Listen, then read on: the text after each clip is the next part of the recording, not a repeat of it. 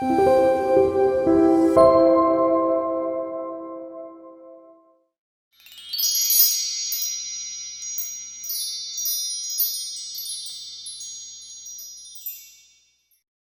우리 10장 또 보겠습니다. 10장.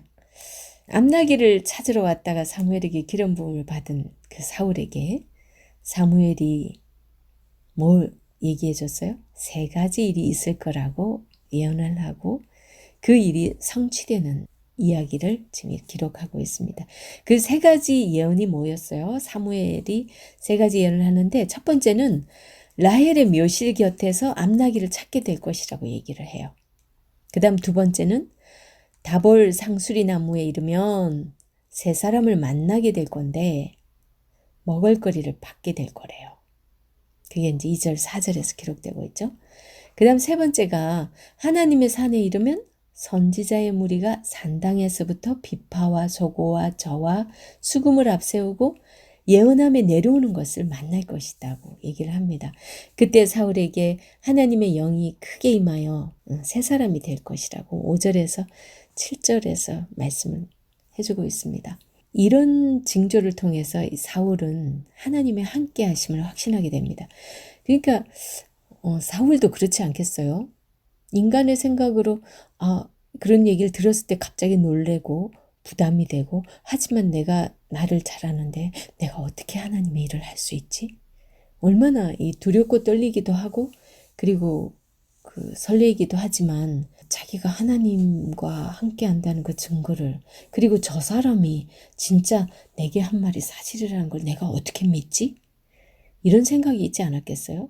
그렇기 때문에 하나님께서는 꼭 이렇게 확인 절차를 밟게 한다는 거죠.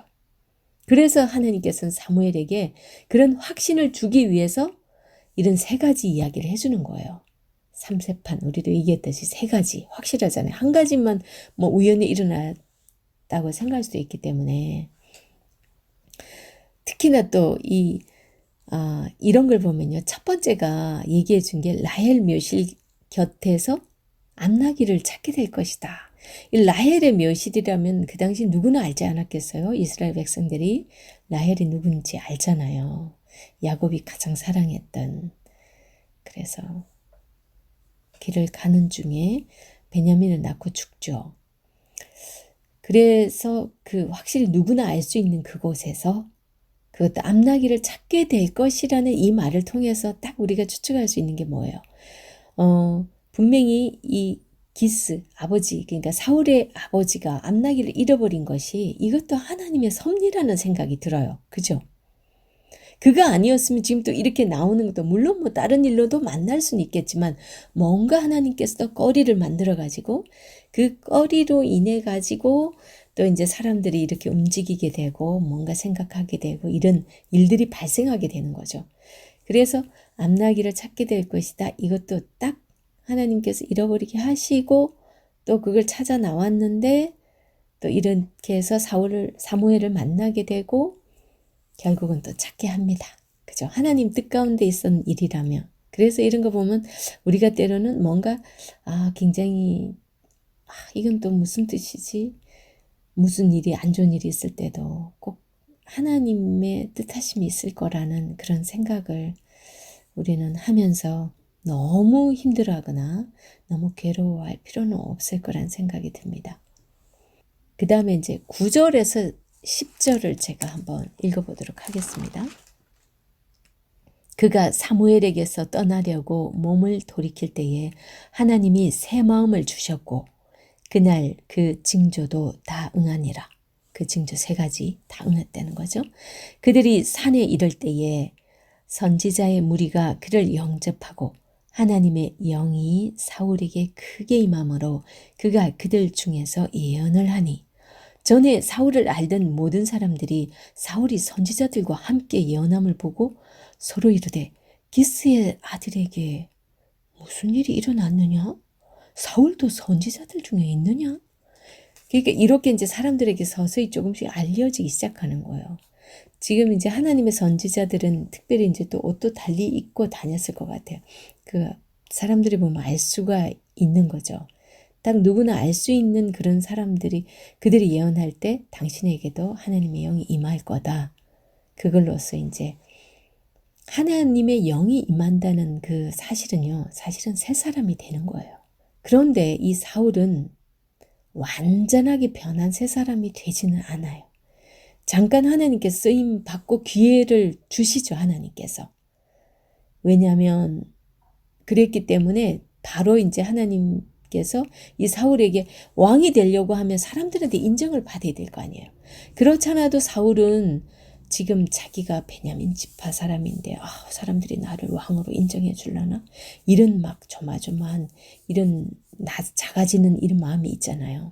그랬기 때문에 이게 뭔가 하나님의 영이 새 사람으로 이렇게 변화시켜서 뭔가 능력을 행해주지 않으면 왕으로 세워지지 않거든요.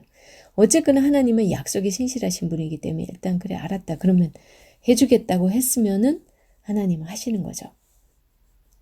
그래서 분명하게 이제 사울은 스스로 확인하게 됩니다. 그게 확인하게 되는 작업이죠. 9절에서 10절이 11절에서 13절 읽어보도록 하겠습니다.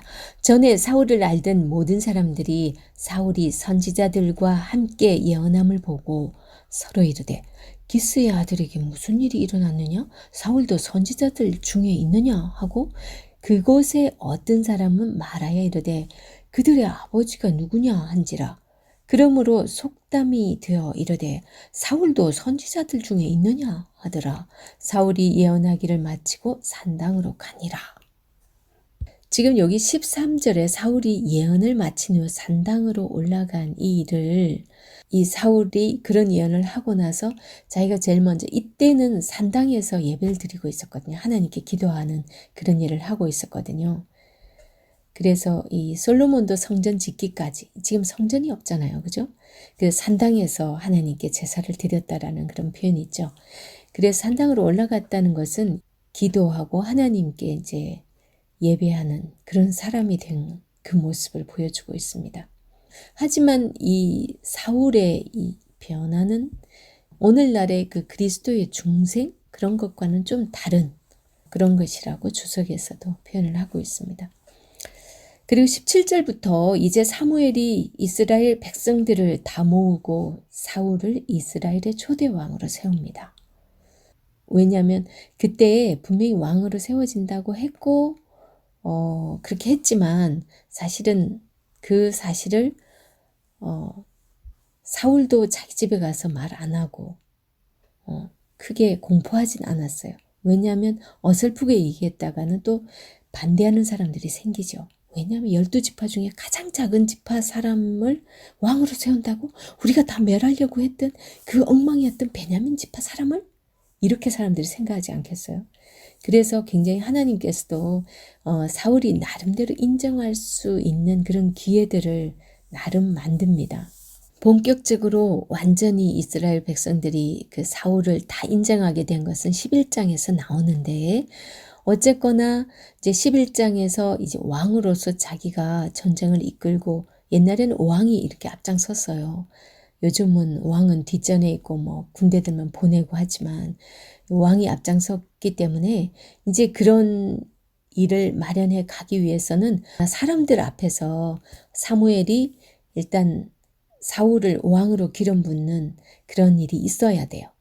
그래서 이제 17절부터 보면 뭐라 그러냐면 사무엘이 백성을 미스바로 불러 여호와 앞에 모으고 이스라엘 자손에게 이르되 이스라엘 하나님 여호와께서 이같이 말씀하시기를 내가 이스라엘을 애굽에서 인도하여 내고 너희를 애굽인의 손과 너희를 압제하는 모든 나라의 손에서 건져내었느니라 하셨거늘 너희는 너희를 모든 재난과 고통 중에서 친히 구원하여 내신 너희의 하나님을 오늘 버리고 이르기를 우리 위에 왕을 세우라 하는도다.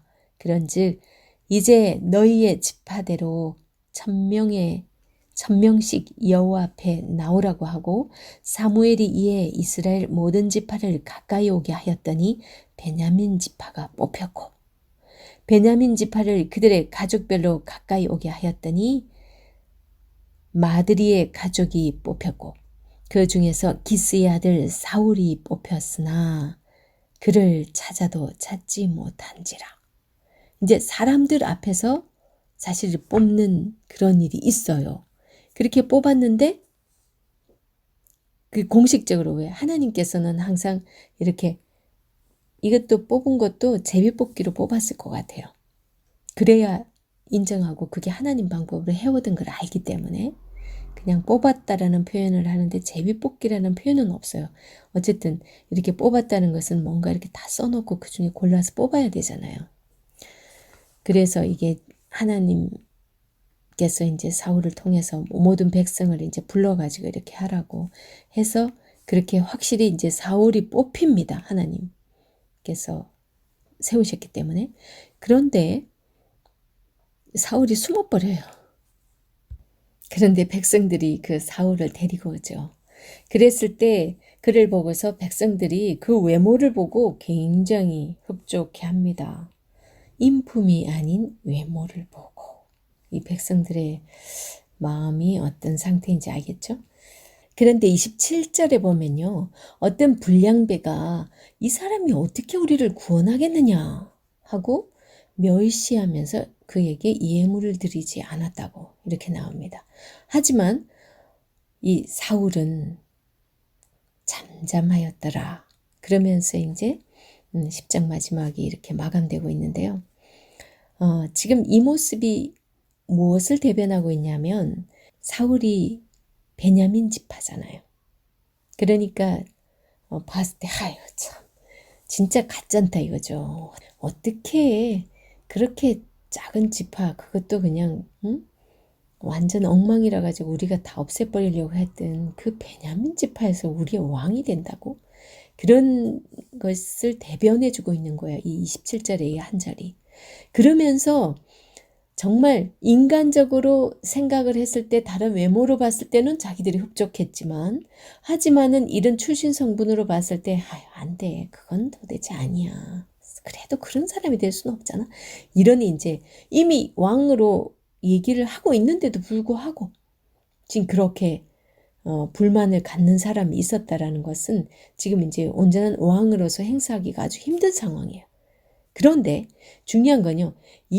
요 10장 27절의 이 말씀이 11장의 이 이야기가 왜 이렇게 하나님께서 11장에 이야기가 나왔는지 그걸 단초를 제공해줘요. 자, 이렇게 불만의 세력들, 어떻게 저런 사람이 우리의 왕이 된다고? 이런 생각들이 있기 때문에 그런데 이 10장에서 어떤 일이 있었어요. 분명히 그 말을 듣고서 하나님의 영이 사울에게 임한 거를 분명히 여기 확인시켰잖아요. 자, 그렇다면 하나님께서는 뭘 얘기하고 싶으냐면요. 사울이 인정받는 거 좋아요. 사울이 이렇게 사람들한테 인정받지 못하는 사람으로 처음부터 세워지면 안 되니까 인정받게 하기 위해서라고도 맞긴 맞겠죠.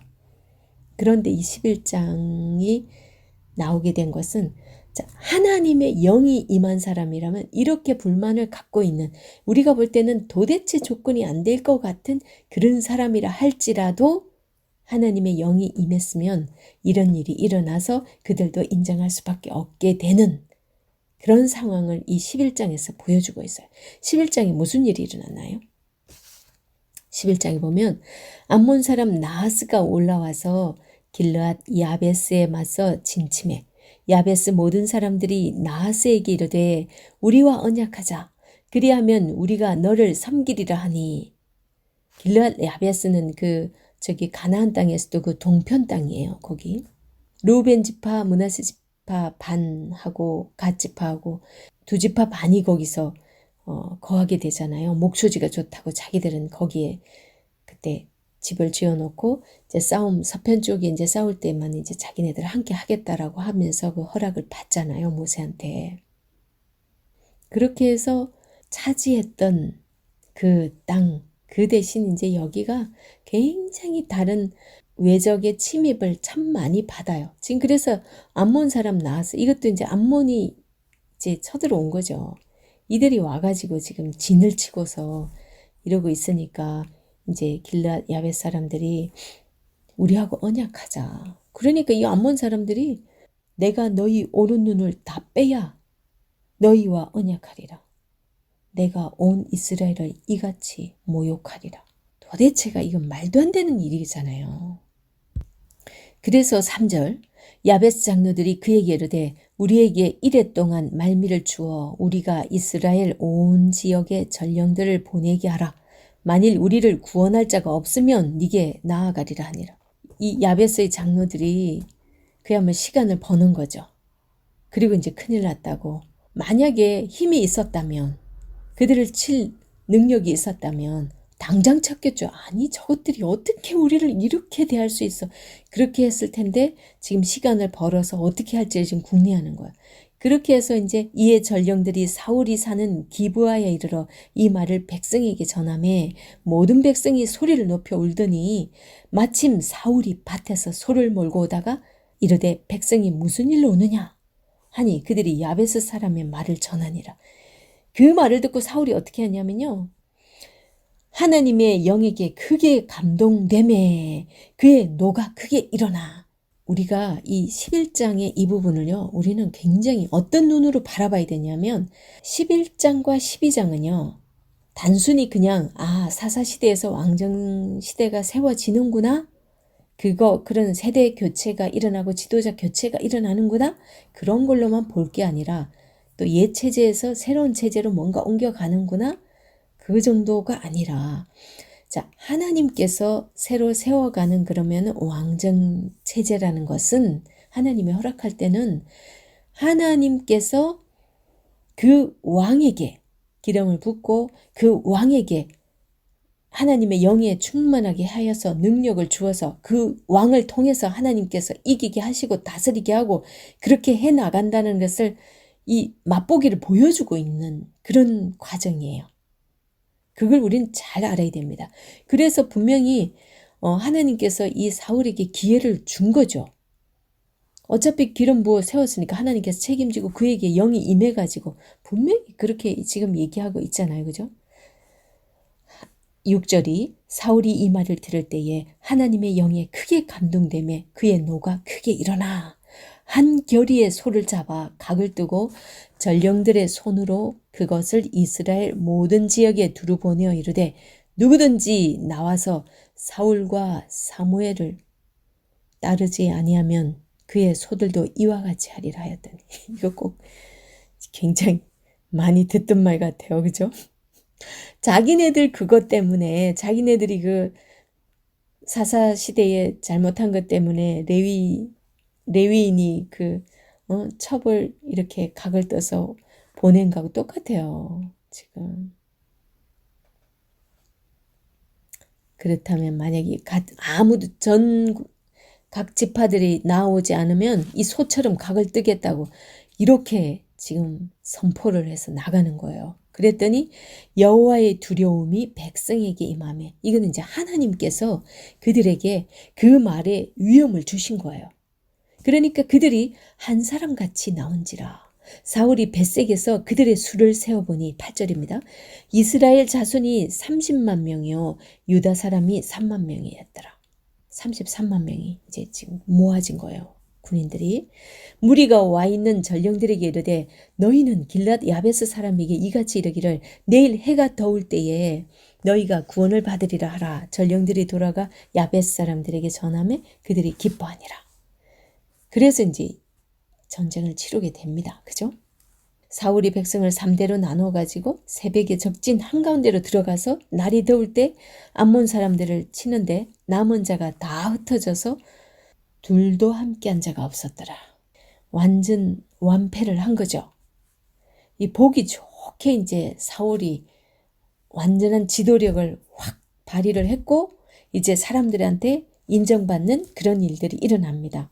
12장에서 보면 사무엘이 행하는 걸 우리가 알 수 있어요. 그건 12장 가서 보도록 하고 10장에서 사울이 왕으로 필요한 요소들이 만들어져 가고 있는 대단한 그건 아니지만 가장 중요한 거는 일단은 하나님 앞에 하나님의 영이 임하고 그 다음에 그가 먼저 하나님 앞에 가서 예배로 기도로 산당으로 가서 그렇게 준비된다는 그것으로 이제 준비된 같다고 볼 수 있어요.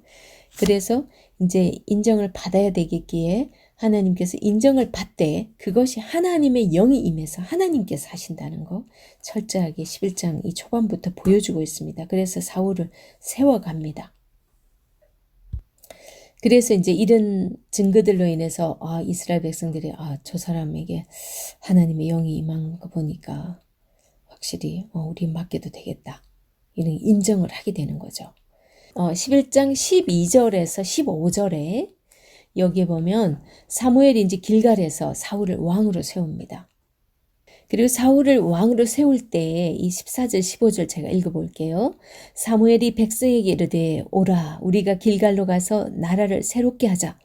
모든 백성이 길갈로 가서 거기서 여호와 앞에서 사울을 왕으로 삼고 길갈에서 여호와 앞에 화목제를 드리고 사울과 이스라엘 모든 사람이 거기서 크게 기뻐하니라. 모든 사람이 이 부분이 굉장히 중요합니다. 그리고 이제 완전 확실한 선포식 이제 사람들도 다 알 수 있고 다 인정하는 그런 사울 왕 그렇게 확실히 만들어 줍니다.